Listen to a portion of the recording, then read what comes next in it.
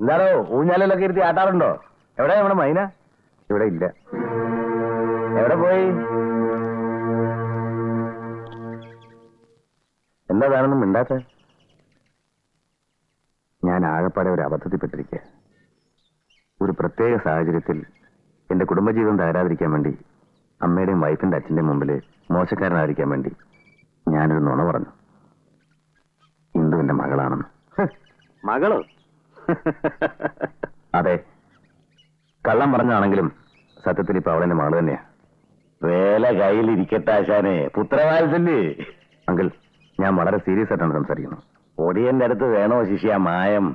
മോളാണെന്നും പറഞ്ഞ് സ്ഥിരമായിട്ട് അങ്ങ് കൊണ്ടെടുക്കാനാ പ്ലാനല്ലേ? അങ്കിൾ, ഈ രീതിയിൽ എന്നോട് സംസാരിക്കരുത്, അതെനിക്കിഷ്ടമല്ല. അമ്മയായാലും മോളായാലും കൊള്ളാം, അവളെ എനിക്കിപ്പോ കൊണ്ടുപോകണം. പ്ലീസ്, ഞാൻ പറയുന്നൊന്ന് കേൾക്കും. അവളെ ഇപ്പൊ വിട്ടുവരാൻ ബുദ്ധിമുട്ടാണ്. അത് ശരി, അത് കൊള്ളാമല്ലോ. കളി കളയണം മിസ്റ്റർ. ഞാൻ കളിയല്ല പറയുന്നത്. ഇതിന്റെ പേര് പോക്കറ്റെന്ന് പറയും.